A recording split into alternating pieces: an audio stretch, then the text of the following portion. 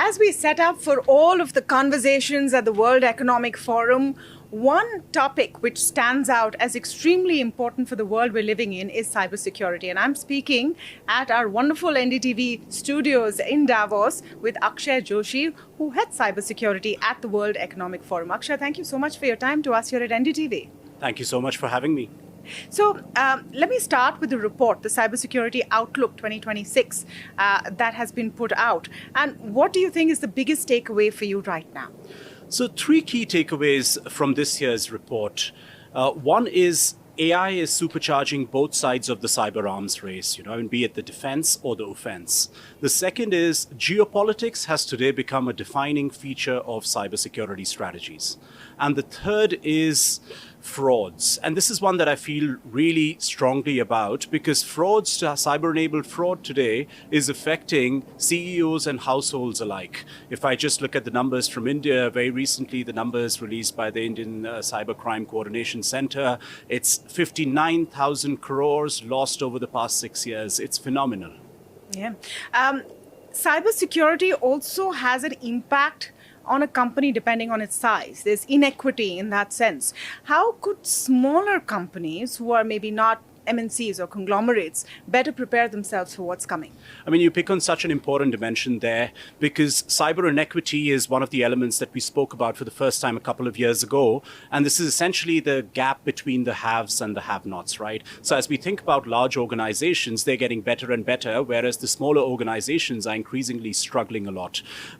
If we look at cyber resilience and supply chains, right? So 65% of the organizations that we surveyed, they basically said that of large organizations, supply chains is the single largest barrier to achieving cyber resilience. Now, what does that mean? If large organizations who have the resources to invest in cybersecurity feel that way, they're very concerned about their wider supply chain, the smaller players, and that's why your question, I feel, is a very pertinent one.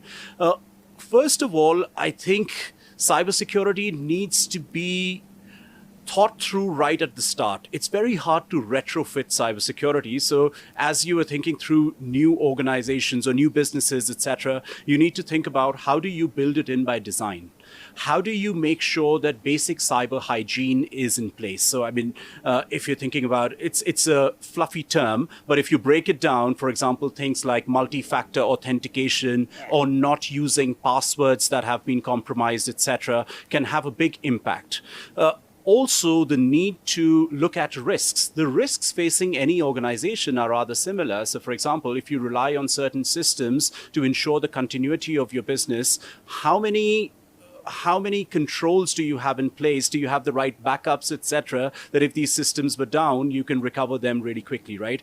And finally, I can't emphasize the need for employees to receive training. And I feel the most effective training is when you allow employees to be more cyber secure in their lives, because then it translates into the organizational realm as well. You spoke earlier about cybersecurity and its geopolitical ramifications, just with what we saw in Venezuela. And some of the details there are fuzzy, but it seemed to portend that there was a lot of tech involved in what America did with Maduro, etc. Just from a nation's perspective, how crucial has cybersecurity become as a defense piece? As of today, cyber is definitely considered as the 5th dimension of defense, per se, right? So that automatically gives you an indication that no nation can have their national security strategies that do not take cybersecurity into account. And increasingly, cyber is deeply intertwined with geopolitics, as is evidenced in our report as well.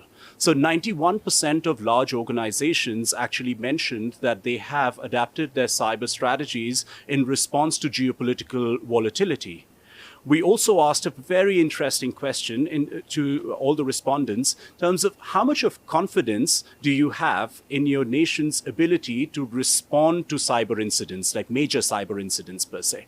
And it's only 31% who expressed low confidence. And this has actually gone up since last year when it was 26%, right? So you see how the threat landscape is becoming really complex. There is the spillover of geopolitics into the civilian realm, and how people are less and less confident in terms of how you can respond effectively to it. The last piece, and you talked about AI as at the head of cybersecurity right now. Is it more of a threat, or is it an opportunity for firms, nations, individuals trying to beef up their cybersecurity? So, AI, it's two sides of the coin, right? Now, as is the case with any new technology, the moment you introduce it into your organizational environment, obviously it brings with it a number of risks. As of today, we're talking about AI. If we go a few years down and we think about, when quantum technologies come into the mix, there are well-known cybersecurity risks that come into the mix. By the way, as per the report, 87% of people believe that cyber threats and vulnerabilities due to AI are the fastest growing cyber risk. But there is good news as well. If you went back to last year's report, when we asked people that you're quite upbeat about AI, but at the same time, do you have controls to assess the security of the AI that you're bringing? Just about 37% had any tools to assess the security. This year, that number has gone up to 64%, which means that as people are adopting AI, there is also a growing concern that we need to not do it at the expense of security. So that's really, really encouraging. At the Center for Cybersecurity at the World Economic Forum, last year we looked at, what are some of the consequent risks. This year, a big part of our work is looking at how AI can be harnessed to support cyber defenders. If you look at the numbers, there's a growing gap of cybersecurity talent. By some estimates, it's close to around 4 million globally. Now, if you're looking at such a large deficit, any help that we can get in the cybersecurity space is welcome. And AI is proving to be quite useful, for example, in areas such as phishing detection or looking at anomaly, intrusion, etc. So I think there are lots of promising use cases. I believe that as AI continues to become more and more pervasive, obviously the bad actors will be quick to capitalize on it, and therefore complex risks. But equally, the good guys will be able to harness AI and then make sure that our response is much, much better. Okay. Thank you so much, Akshay, for your time. Thank you. Thank you so much.